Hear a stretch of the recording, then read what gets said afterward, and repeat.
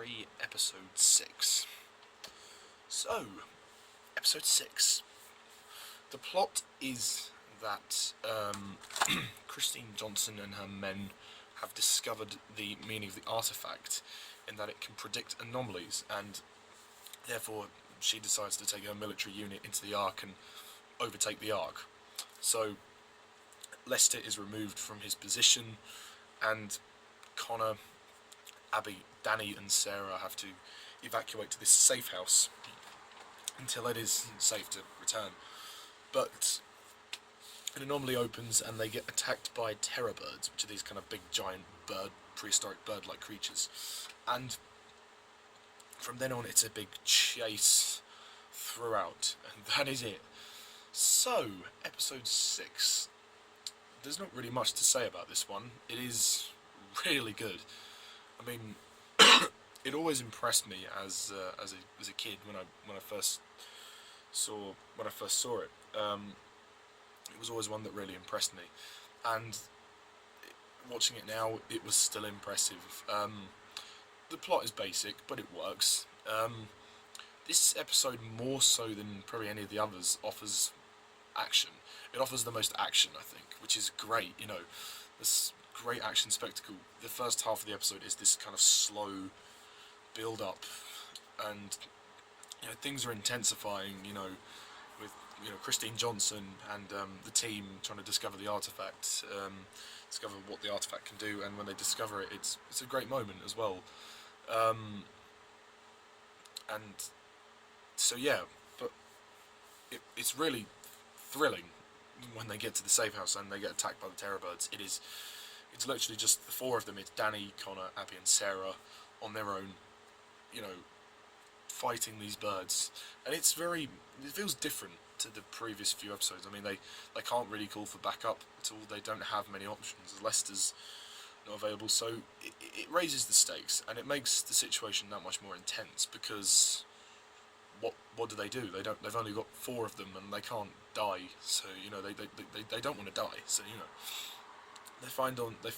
Abby and Sarah find these dresses and they wear them, and Connor and Danny wear these suits.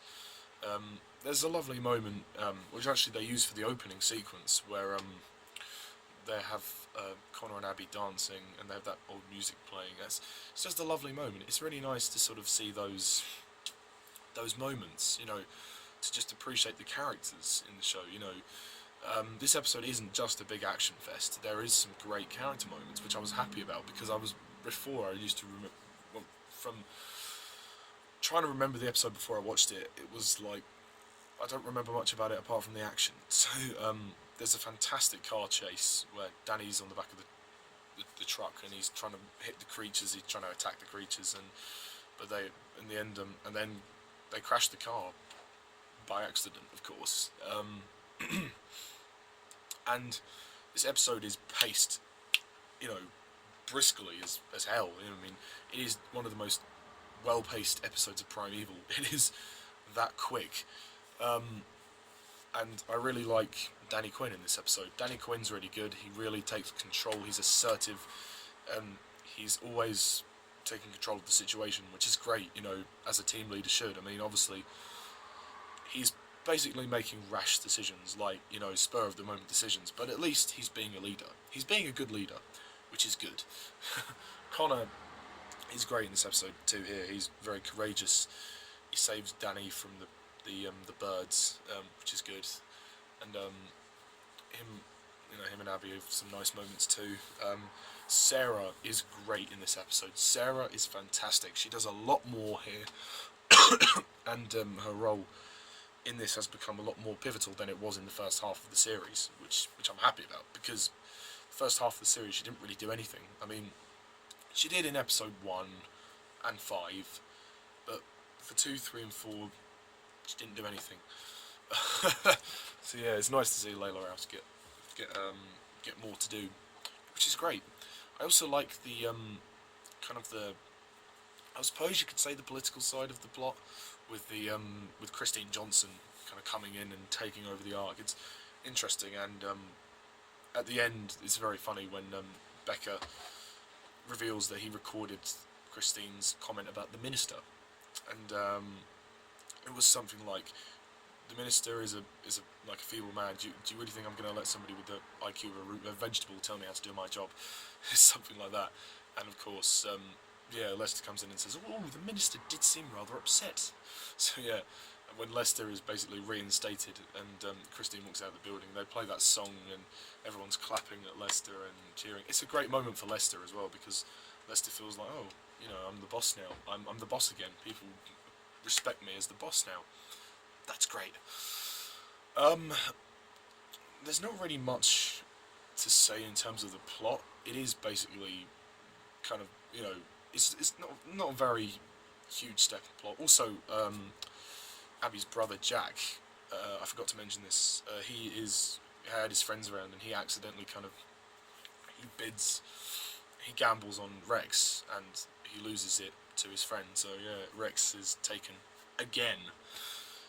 Honestly, they can just never keep Rex under surveillance. He has to get taken once every series, apart from 4 and 5. Yeah, so I was annoyed about that that Rex had to be taken again. But oh well, what can you do?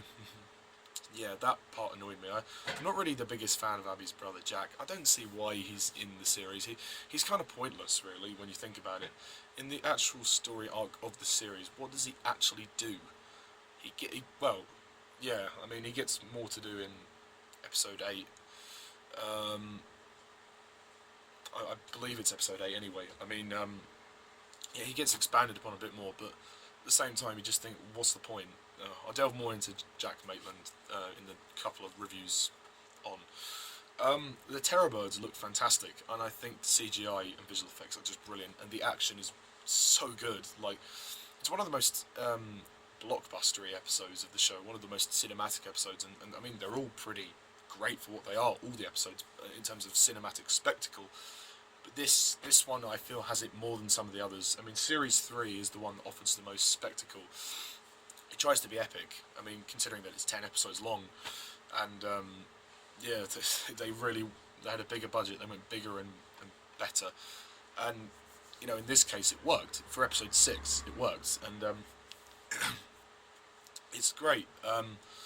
It's great to see the stakes being raised, and it's great to see, you know, more camaraderie between the team, because Sarah felt like she was taking a bit of a back seat in the first half of the series, so it's nice to have her included more. The acting is fine. I don't think there's anyone that sticks out as a problem.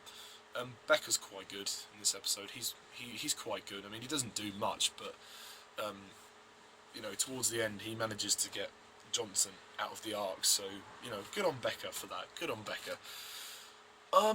There's not really much else to say. Yeah, like I said, the action is superb. I also like the end when Danny puts all the birds back in the anomaly, and he's like, "Come on, boys, it's time to go home." I like that line. I think that's such a great line for Danny Quinn. You know, "Come on, boys, it's time to go home." And it's some nice banter between the 4 of them, because the episode focuses mainly on Danny, Connor, Sarah, and Abby. Though 4 of those people, there's a nice sense of camaraderie between them. And it's lovely to see that moment when, you know, the dancing moment as well. I mean, it's not something you'd really expect in Primeval, but for this episode it works. Overall, I don't have much to say about episode 6. That's really all I've got to say. So, yeah, I'm going to rate this one. In terms of problems, I don't really have any problems with it. So, I love all the character moments, I love the drama, the suspense, the action, and it all works. It's a 45-minute blockbuster ride, which is why, for me, it's getting a 10 out of 10.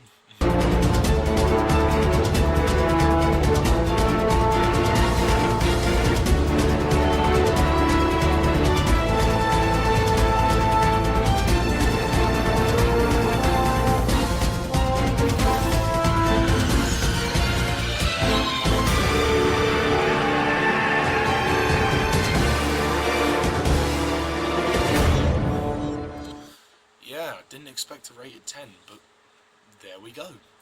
So that's all I have to say about episode 6 of series 3. Tune in next time and I'll review episode 7.